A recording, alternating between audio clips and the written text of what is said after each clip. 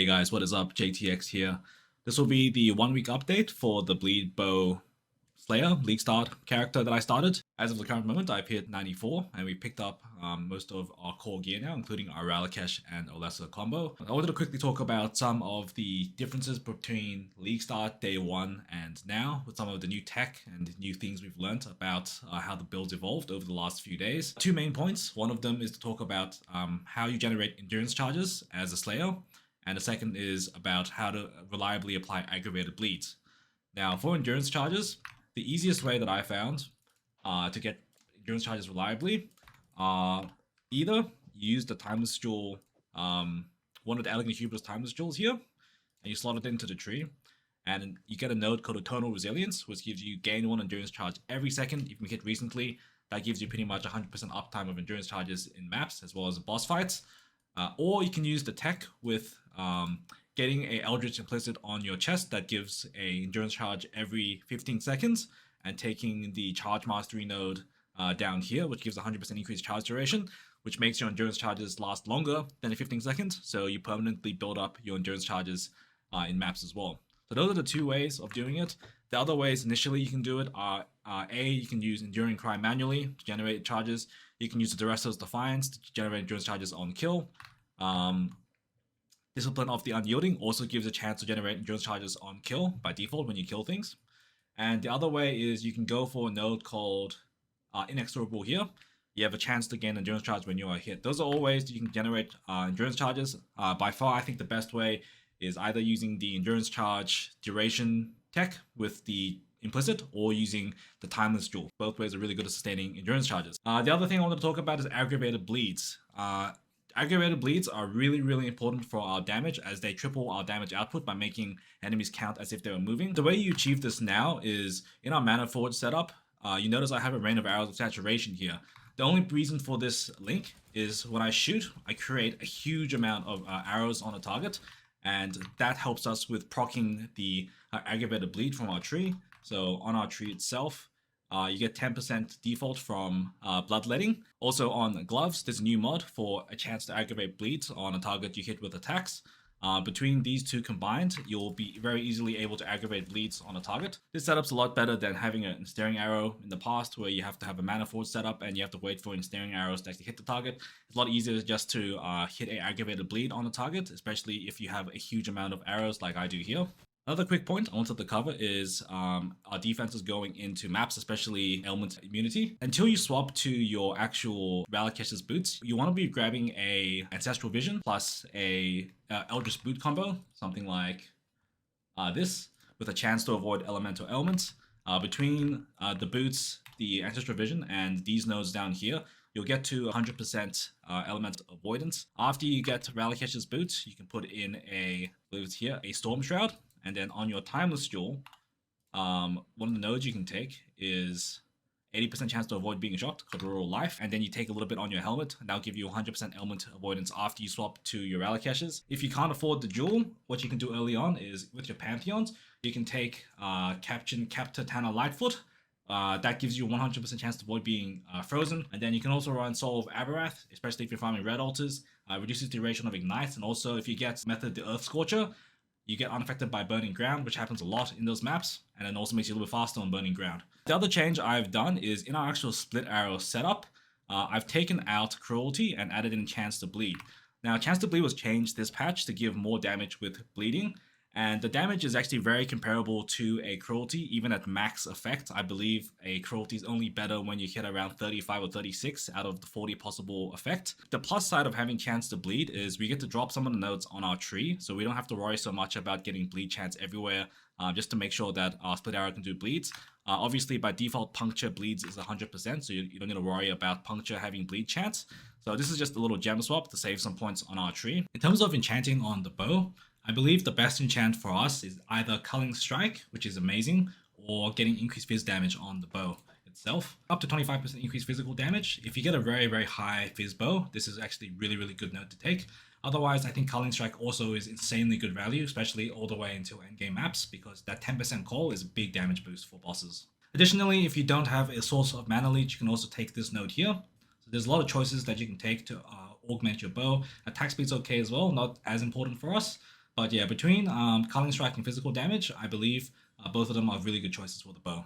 If you were curious also about gearing, tree, and how my character progressed, especially from day to day, and where like how I started from day one all the way to my gear now, I highly recommend you check out PoE Ninja. So this is my PoE Ninja profile, and you can see this currently has my current snapshot of gear.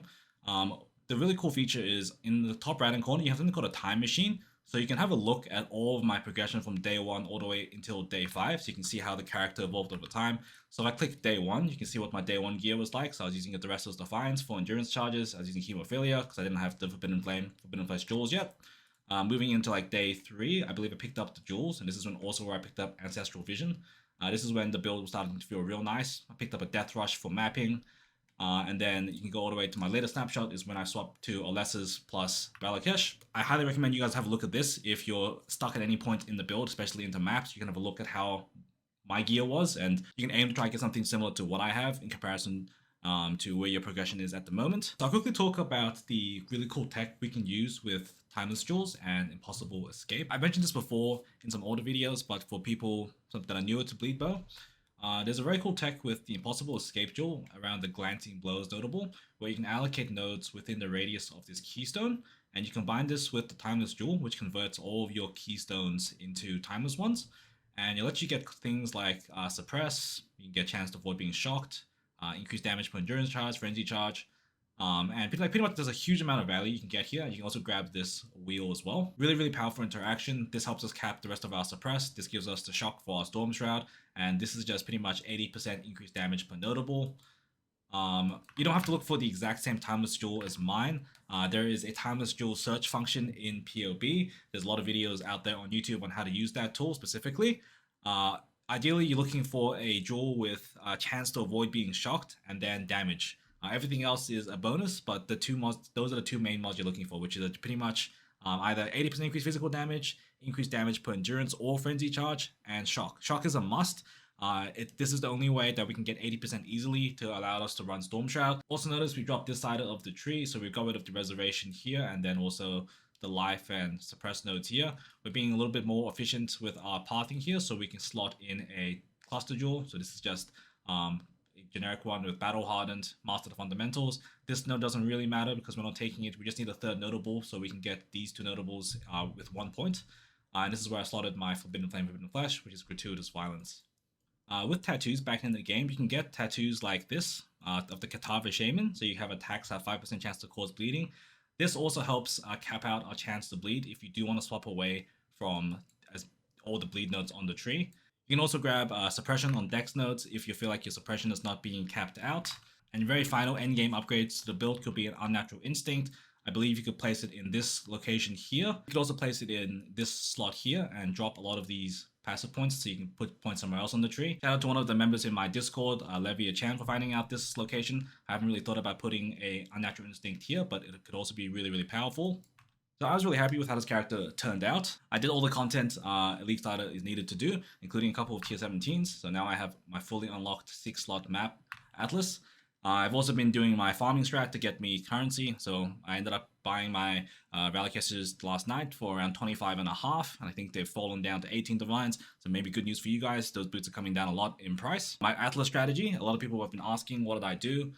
Personally, for me, I always try to do Beyond because there's a guaranteed form of currency when you kill bosses. You can get Tainted Fusings, Tainted Mythic Orbs. A lot of the Tainted currency this league is actually worth a lot more than usual. So highly recommend Beyond. And you can combine Beyond with what I've done was Ritual this league. I think for the first couple days, Ritual was extremely overtuned and it was doing crazy amounts of damage. And ever since they patched it, it became a lot better. This build performs very, very well in Ritual or any content that summons a lot of mobs together because of our bleed pops. The bleed pops at 20% with the Gratuitous Violence is insane for clearing just massive density, and it really makes your build capable of taking on all forms of content. Other types of league strategies that I tried have been Harbingers, have been Strong Boxes. Both of those are okay. I think Strong Boxes pair very well with Beyond. Expedition, I did at the very start for some easy early game currency for Rogue, especially for Tujin. Harvest is really good with how condensed things spawn. Blight's always like a no-brainer as well. You can do Legion later on after you get better gear and you get a bit more damage. I recommend you guys do whatever strategy I believe is fun for you. I'll show you my Atlas trees if you were curious. This is the one I was pretty much using to farm pretty much all of the gear for my current build. It's a Ritual Beyond and the Harbinger anymore. It's Ritual Beyond and Strong Boxes. It used to be Ritual Beyond Harbinger, and with the red altars. So this was pretty much the tree that I followed. Pretty self-explanatory. You take all the ritual nodes, take all the Beyond nodes, and then take the Strongbox nodes. This has been pretty consistent currency for me. Ritual is really good if you can add in Blood-Filled Vessels, especially with the Scarab changes from last league. And having the 6-slot map device is pretty crazy as well.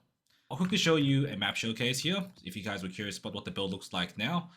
I'll make sure all my gear is correct, and then we'll run a tier 16 city square on my current strategy.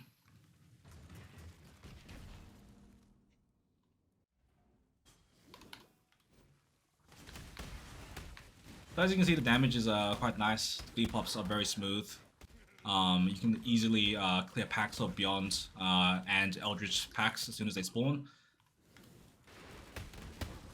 Build itself, it does feel very tanky. Here's the bosses here.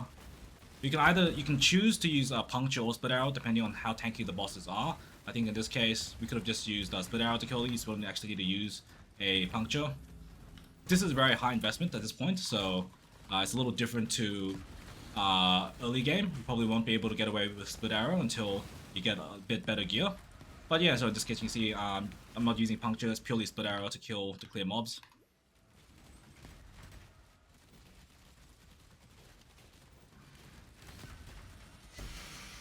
Future upgrades for the character. My bow is still the same bow I've been using since I think day 2 or 3. Nothing crazy, just Fractured Hybrid Fizz with a Contempt Essence, and I crafted on Increased Fizz. I can get a much more powerful bow, probably get 30-40% more damage. You could really push this build even further if you wanted to. I don't have an Owl's Uprising yet either. I could slot in Malevolence or Haste. I could potentially even fit in both if I run a Enlightened setup and then get some more reservation on my helmet. My helmet itself is still my old helmet, hasn't been crafted yet to get the chance to avoid shock. So that's probably the next thing I'll upgrade. Don't swap into the Frenzy stacking version until at least you have 100% spell suppress on your gear and your base gear is very good. I see a lot of people try to swap into the Frenzy stacking variant of the build without having their suppress cap, without having a lot of their gear pieces in place, and then just trying to squeeze in as much damage, but then they feel like they're a glass cannon. Make sure you have a decent amount of life. Make sure you've capped your suppress. Try to get ailment avoidance for all your elements. I've also gotten a lot of questions about the auto exertion / automation support. The correct setup, I believe now, is to run a automation support linked to a Molten Shell, ideally a Vow Molten Shell setup. Enduring Cry doesn't work with auto exertion, as in it doesn't give you endurance charges itself. You have to manually cast it if you want to get those endurance charges. So I highly recommend, if you get a chance, either use automation linked to Molten Shell or Steel Skin. If your armor isn't that high, go for Steel Skin first, but when your armor starts going above 20k with flasks up, I recommend getting a Molten Shell. I'm going to try to transition this build into farming tier 17s because I think that's where the money's at. I've also noticed that the current loot situation is a bit abysmal for a lot of maps, and it seems to be the way to go, just to go farm tier 17s and get those Uber Fragment or Uber Key drops. This will likely be the last update for this character, as I think this character has already reached the point where there's very few upgrades left to make. I obviously have the POB in the description below if you guys want to have a look at my current POB. And the best place to look is obviously my PoE Ninja, which will also be linked. Hope you guys are having fun with this league. I know I am. Have a lot of cool things to look forward to and a potential new build coming around the corner.